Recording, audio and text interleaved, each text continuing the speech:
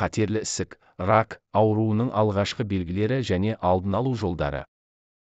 Аты жаман ауруы деп аталатын қатерлі ісік жүрек-қан тамыр ауруларынан кейінгі әлемдегі өлім себептерінің екінші негізгі себебі болып табылатын ауру. Қатерлі ісік ерте бір немесе екі сатысында анықталса, науқастың дерттен айығып кету мүмкіндігі жоғары. Дегенмен көптеген отандастарымыз, өкінішке қарай, ауру әбден асқынған кезде, ісіктің 3 және 4 сатысында бірақ қаралады. Қатерлі ісіктің қайдан пайда болатынын нақты айту қиын. Рактың пайда болғаны өкінішке орай, адамға бірден білінбейді. Тек ісік өскен кезде, жан-жағындағы үлкен жүйке талшықтарын, тамырларын немесе асқазан, тік ішек, тағы басқа секілді ағза мүшелерінің саңылауын жапқан кезде ғана байқалады. 14% қатерлі ісіктердің бірі қатерлі меланомамен байланысты. Меланома көбінесе қарапайым қалдардың астында жасырынып жатады, бірақ жаңа пайда болған ісік қалыпты тіннен ерекшеленеді және оны теріге қарап табуға болады. Сондықтан, егер денеңізді үнемі тексеріп, қалды және күдікті пигментті дақтарды зерттеп білсеңіз, тері қатерлі ісігін ерте кезеңде байқауға мүмкіндік бар. Себебі, ауруды бастапқы кезеңінде анықтаса емдеу тиімдірек болмақ. Өңештің қатерлі ісігі, жұтынған кезде тамақ ауырады. Асқазан ісігі, бірден салмақ тастайды, үнемі іші ауырып, лоқсиды. Ми ісігі, басы жиі ауырады, аяқ-қолы ұйып, өзін нашар сезінеді.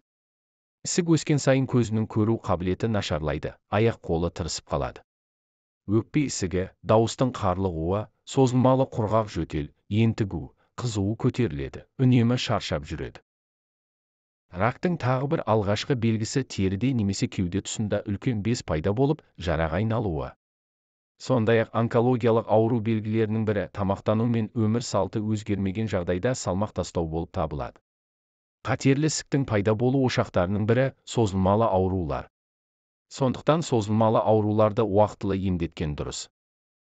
Адам үнемі күйзелісте жүрсе, иммунитеті төмендейді. Ал иммунды жүйе бұзылса, соңы әртүрлі ауруға әкеп соғады. Оның ішінде рак та бар.